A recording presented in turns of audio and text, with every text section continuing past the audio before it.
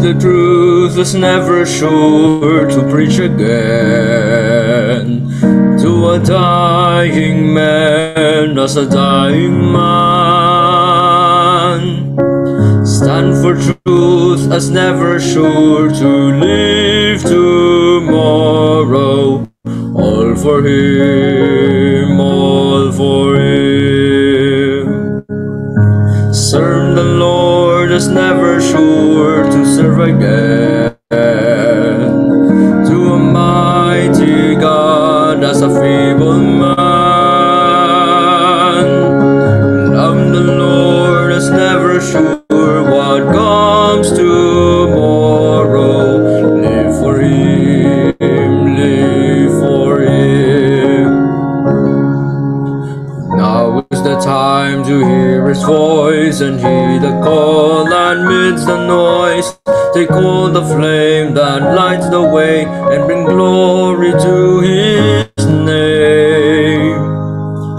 Dare to stand like Daniel, dare to preach like Paul, dare to be like Joseph, who will not be bought nor sold. Will you stand for him, though the heavens fall? Will you dare to live for him alone? Let us dare to be true and brave, standing firm amidst the waves, holding high the blood-stained banner of our Prince Emmanuel. Dare to stand like Daniel, dare to preach like Paul, dare to be like Joseph, who will not be bought nor sold. Dare to pray like Anna, dare to live like Job, dare to love like Jesus, who will die to save us all. Will you stand for him, though the heavens fall? Will you dare to live for him alone? Will you dare to live? Let us dare to live. I will live for him and him alone.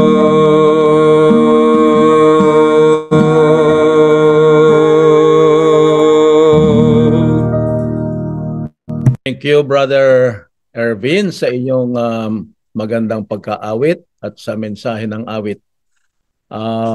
Mag-share po ako ng screen. Happy Sabbath po mga kapatid. At ako po'y nagpapasalamat kay Sister Lilia na siyang nag-imbita sa akin. Matagal ko pong sekretary yan sa Department of Education sa Union. At yan po ay talagang 18 taong naglingkod sa ating union nung siya po ay ano pa. Maliit pa po si Donna noon. Donna, maliit ka pa noon. At natutuwa po ako na makasama ninyo. Mga kapatid, ang atin pong iglesia ay 160 years na. Bagamat ang ating simula ay 1844 sa Milli Right Movement, pero ang ating simbahan ay naging na-registered noong 1863. Kaya naman ay maganda na atin pong tingnan ang atin pong tinatahak ng North Philippine Union Conference. Ang sabi ay, I will go with my church. Sa mga estudyante, pinag-aaralan natin yung ating food pyramid, di po ba? Sa nagsisimula sa Go, Glow, Grow. Hindi po natin pwedeng i-apply ito mga kapatid ko sa spiritual life. Hindi tayo pwedeng magsimula sa Go, Glow, and Grow. Kaya sa ating spiritual na buhay, Tayo'y nagsisimula sa grow, then glow, and go. Kapag ka nagsimula ka sa go at magtatapos ka sa grow, ay hindi po tayo makakatulong sa pangangaral ng Ebanghelyo. Kaya tayo po ay magsisimula sa grow, glow, and go. Ang atin pong key verse ay sa Luke 19:10, sabi ay, "For the Son of Man come to seek and to save that which was lost." At ang atin pong key thought ay seeking the lost. Nais ko pong makita natin ngayon ang mga katangian ng isang malusog na Kristiyano. Characteristics of a healthy Christian. At ito po titinan natin doon sa ating grow, glow, and go. Kaya a healthy Christian grows in maturity. Yan po ay mababasa natin sa 2 Peter 3:18. Ang sabi, "But grow in the grace and knowledge of our Lord and Savior Jesus Christ." Yan po ang binabanggit sa atin. Kaya nga to grow, there must be enough rest. Ibig sabihin ay, yun pong sa inyo na mga hindi masyadong lumaki, hindi ko po makita ang height ni Dr. Hardinico kung anong height niya. Kayo po ay medical doctor, kaya alam ninyo na kapag kulang sa tulog ang tao, ay hindi po talaga lalaki. Kaya yung mga medyo kulang sa inyo ang height, kulang kayo ng tulog nung kayo'y maliliit. Dahil to grow, there must be enough rest. In just one day, your heart beats 110,000 times. We speak 1,000 words. At ang mga babae po ay kaya nilang magsalita ng 36,000. Kaming mga lalaki, 12,000 lang po kami. We breathe 28,000 times. We move major muscles 100 times. And we operate 15 to 20 billion brain cells a day. Bawat isang araw po yan. Kaya, makita po natin na mahalaga po yung pamamahinga. Kaya yung mga bata, yung mga sanggol, ay sila ay natutulog ng 20 hours. Yung mga 6 years old ay 10 hours. Yung mga 12 years old ay 9 hours. Yung mga adults na katulad natin ay 7 to 8 hours naman. Kaya nga sabi sa atin ay the Bible recommends a weekly rest, and such a rest seem to provide much needed break from the tedium of work. Kailangan po natin. Kaya nga, ang sabi sa atin ay remember the Sabbath day to keep it holy. Kaya ngayon ay Sabbath diyan sa Pilipinas. Dito naman sa Canada ay alas 7:30 na po ng gabi. Kaya vesper na rin kami dito. At ang sabi sa atin ay in order that we might not forget the true God Jehovah, gave them a memorial of His love and power, the Sabbath. Yan po ang sinasabi sa Testimonies Volume 7, Testimonies for the Church Volume 7. Ano po? At ang sabi po sa Council of Stewardship naman, page 66, God has sanctified the seventh day, that specified portion of time set apart by God Himself for religious worship, continues as sacred today as when first hallowed by our Creator. Ang isa pa ay to grow is to eat nutritious food. At noon pong nakaraang taon na ako'y speaker dito, actually ngayon po ay health emphasis natin. Kaya lang ay doon sa health emphasis ay meron tayong tinatawag na new start na mga pagkain. Kaya to grow is to eat nutritious food. At ang sabi sa atin, spiritual food is found in God's Word. It is necessary for us to feed the inner being on biblical promises, stories, exhortations, and prayers. Kaya ang inyo pong lingkod ay pagkagising sa umaga, mananalangin, at pag nanalangin ay yun ay panahon ng pakikipag-usap ko sa Diyos, nagsasalita ako sa Diyos, and then after that, magbabasa ako ng Bible, ang Diyos naman ang nagsasalita sa akin, kumpleto ang simula ng aking araw. Kaya araw-araw, dapat meron tayong reading program ng ating Bible kasi ito ang ating pagkain.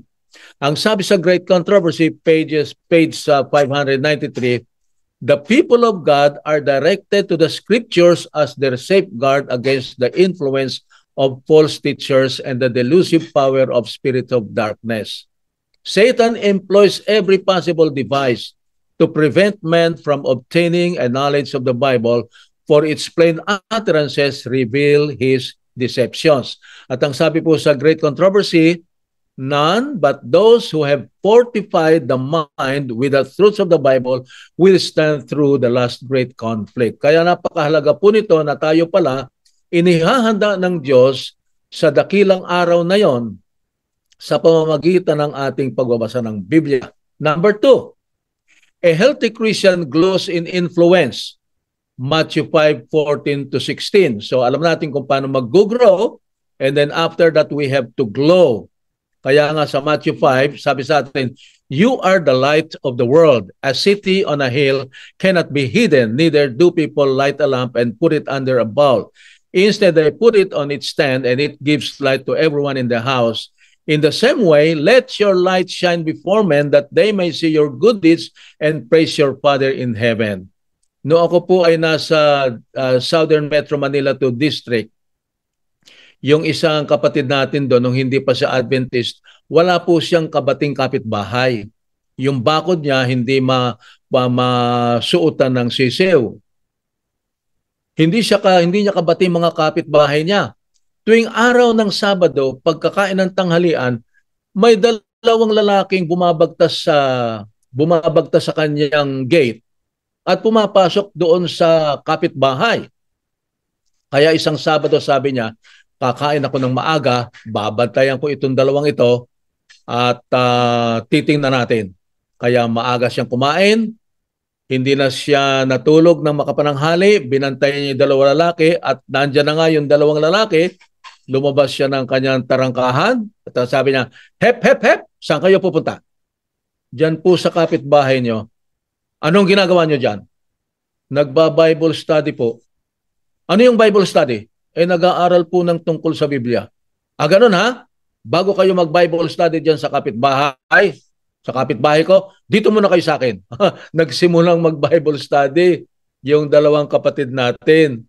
At si Mataray, nabinyagan, Adventist, nabinyagan yung asawa, nabinyagan din yung kaisa-isang anak na dalaga na naging estudyante ko sa AUP.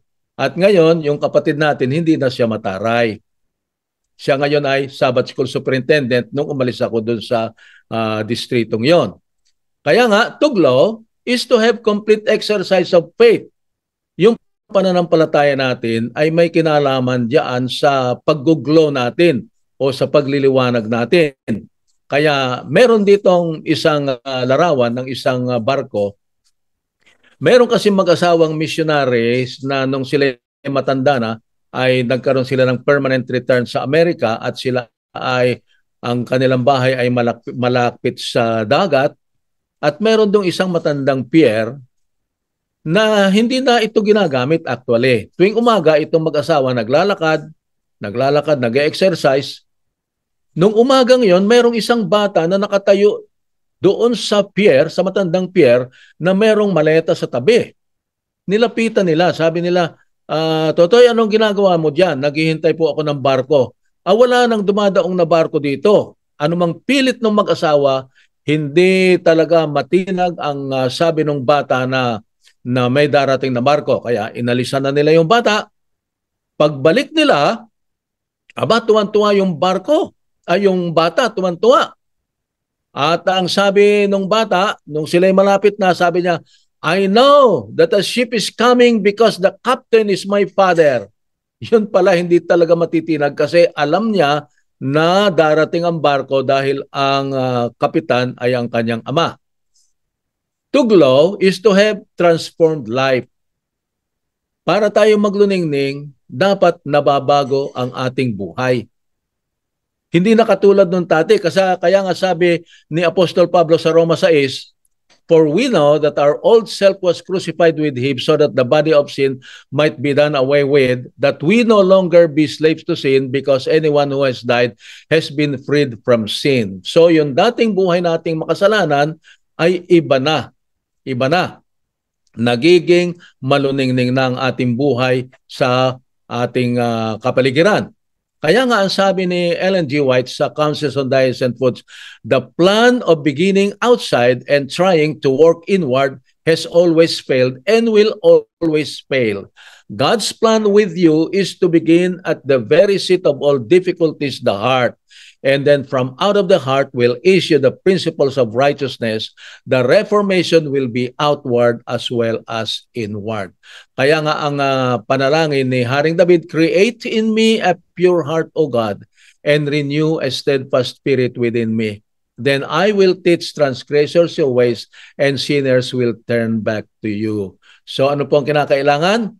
Kinakailangan na tayo ay lumago, pagkatapos tayo ay magluningning. And number 3, a healthy Christian goes with power.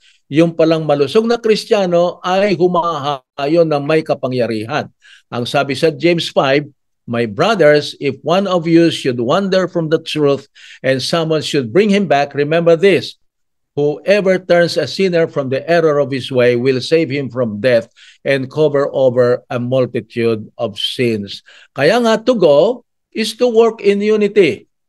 Kilala po ba niyo si Pastor Modesto Adap?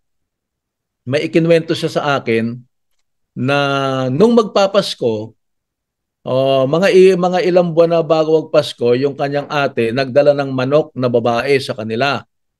At ang sabi nung ate, "Alagaan niyo ito para sa Pasko meron kayong kakatayin at meron kayong malulutong tinola."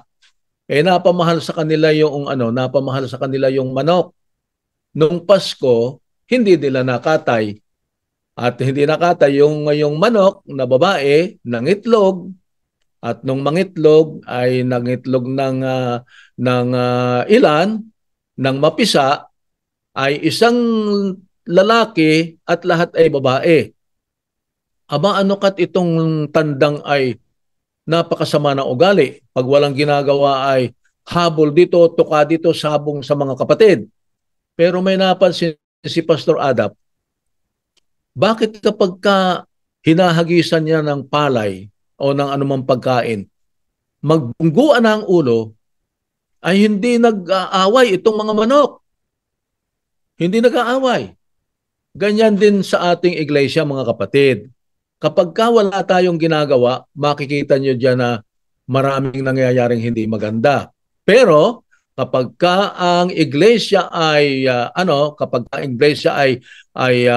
busy, ang iglesia ay gumagawa na may pagkakaisa, ay maayos ang simbahan. Ano pa? To go is to win souls for God. Kung hindi pa nyo naranasan, mga kapatid, ang mangaral, ay subukan ninyo at napakasaya. To go is to win souls for God. Nung una, akala ko, ang pangangaral ay kanya-kanyang parte. Halimbawa, yung isang magandang umiti, yun lang ang parte niya. Yung isang magandang kumanta, yun lang ang parte niya. Yung isang marunong magsalita, yun lang parte niya. Hindi pala.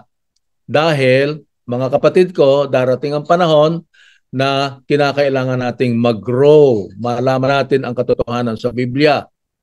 Dahil may panahon na tatanungin tayo tungkol sa ating pananampalataya. Merong panahon na tayo ay dadalhin, mag-testimony kung paano mangangaral, kung paano magkakaroon ng pagkakataon na mangaral. Nung kami ay mangaral sa Bansod Oriental Mindoro, yung unang gabi, meron doon na nung unang gabi ay yung si Sister Belen, pagkatapos ng unang gabi ng meeting, lumapit sa amin. "Pastor, dalawin naman po niyo ang aking asawa kasi siya na lang pong hindi Adventist sa family." So, dinaraw namin si Brother Aquino. At nung dalawin namin si Brother Aquino, sabi ay Pastor, huwag kang mag-alala. Pag di na ako nagiinom, pag di na ako nagsusugal, pag di na ako ay makakasama din niyo ako diyan. Gabi-gabi, si Brother Nonito, nandiyan naman sa pagpupulong. Nandiyan naman siya. Ay pagka nananawagan tumayo, ay hindi tumatayo. Siya na lang ang nakaupo. Para bagang hindi man lang magdalang hiya. Hanggang sa nung magtatapos na nung huling gabi, talagang hindi tumayo si Brother Nonito. Pero nung Sabado ng umaga, aba nandyan. Kasama din, Sabado ng umaga. At nung nandyan si Brother Nonito, wala nang plano na mag-appeal, pero nag-appeal, hindi pa rin tumayo si Brother Nonito. Pumunta na kami sa ilog, sa Binyagan, at nung ako'y lumingon sa likod, aba nandiyan si Brother Nonito. Sumama din sa ilog. Sabi ko, mag-uusyoso ito kung paano binyagan. Kaya nagbinyagan na kami. At nung mabinyagan na lahat, itinaas ko na ang aking kamay, bibidisyon na ng mga bibinyagan. At nung itinaas ko na, may humiyaw sa likod. Pastor, binyagan mo na rin po ako. Paglingon ko si Brother Nonito. Halika baba. Pagbaba ni Brother Nonito, bininyagan ko. At nung binyagan ko mga kapatid, tinagal-tagalan ko ng kaunti. Hanggat hindi bumubulabok ang ilong, hindi ko iniahon sa tubig. Kaya pag huwag niyo papahirapan ng mga pastor pag minsan, marunong kaming gumante. Pero si Brother Nonito, naging elder ng church na yon. Naging elder. Kaya hindi natin alam, no? Kung napakarami namin karanasan diyan. Kaya kung gusto niyo na maging masaya, sumama kayo sa pangangaral. At sabi, to go is to win souls for God. Bakit? Heaven views soul saving as the most important work in the entire universe. Ang sabi nga sa John 3:16, for God so loved the world that He gave His one and only Son, that whoever believes in Him shall not perish but have eternal life. Ang sabi sa Councils on Stewardship, pages 142 to 143, there are many who are reading the scriptures who cannot understand their true import. All over the world, men and women are looking wistfully to heaven. Prayers and tears and inquiries go up from souls hungry for light, for grace, for the Holy Spirit. Many are on the verge of the kingdom waiting only to be gathered. Magtataka kayo mga kapatid ko. Magtataka kayo. Mayroong talagang mga naghahanap ng katotohanan. Iipunin na lang natin yung mag-asawa na dating Pentecostal.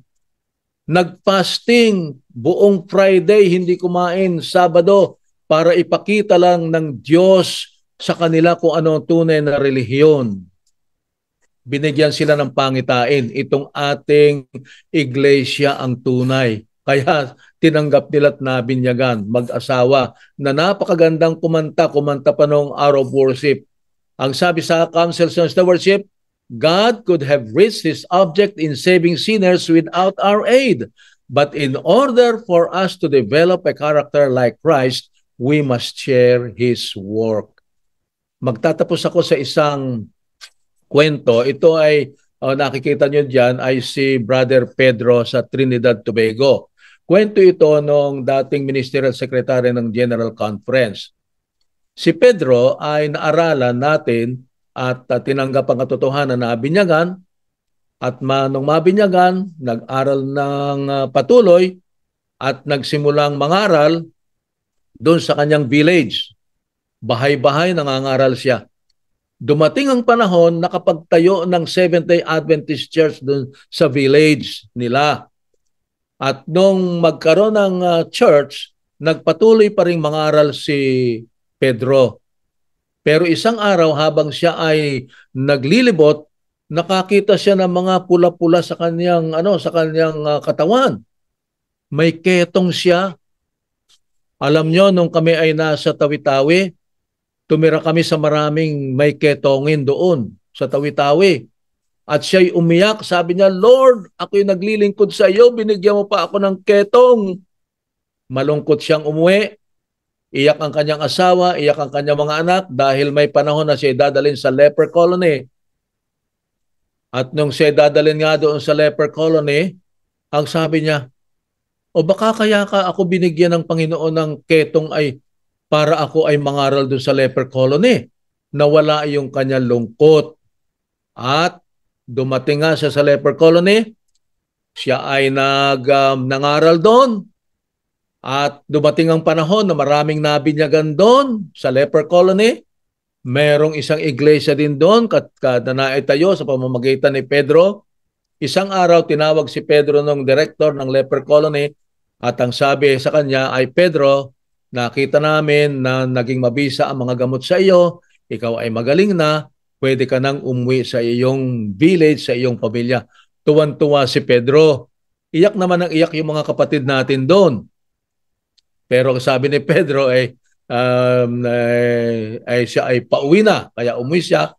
At nung siya ay ilang panahon na doon sa kanilang village, dati nga ng sulat galing sa leper colony at ang sabi ay, miss na namin ikaw Pedro, paano na kami, wala na nangangaral sa amin. At isang araw na tumambak na ang sulat doon, ay may binasa si Pedro na sabi niya, Pedro, kailangan ka namin dito. Kaya lumuhod siya at ang sabi niya ay, Lord, kung gusto mo ako'y bumalik sa leper colony, ibalik mo ang aking ketong. At sinagot ng Diyos ang kanyang panalangin. At si Pedro, sang-ayon doon sa ministerial secretary, ay nandoon sa leper colony, wala na siyang ilong, ang mga daliri niya wala na, pero nangangaral pa rin siya. Ang tanong ngayon mga kapatid ay, ang gaganda lalaki natin, si Pedro wala nang ilong, tayo naman may ilong na Pilipino kahit pango, si Pedro nangangaral, tayo pa kaya ang hindi? Kaya nga ang sabi sa Testimonies Volume 6, the whole earth is to be illuminated with the glory of God's truth. The light is to shine to all lands and all peoples, and it is from those who have received the light that it is to shine forth. The day star has risen upon us, and we are to flash its light upon the pathway of those in darkness. Yan ang gawain natin mga kapatid ko. So Christ was offered once to bear the sins of many. To those who eagerly wait for Him, He will appear a second time apart from sin for salvation. Ginawa kong nilagyan ko ng emphasis yung eagerly. Dahil hindi lang sapat yung tayo ay magsasabi na Jesus is coming and we are waiting for Him. To those who are eagerly wait for Him, He will appear a second time apart from sin. And when Jesus comes, how good it is, mga kapatid ko, na pagpasok natin sa gate ng heaven, sasabihin niya, come you who are blessed by my Father, inherit the kingdom prepared for you from the creation of the world. Mga kapatid ko, ay ating pansinin dito na kailangan tayo ng Diyos na we have to grow, glow, and go. Dahil God's mission is my mission. Pagpalain tayo ng ating Panginoon sa atin pong ginawang pag-aaral ng Kanyang salita at ang banal na Espiritu ang manguna sa atin, magamit tayo sa pangangaral ng Ebanghelyo.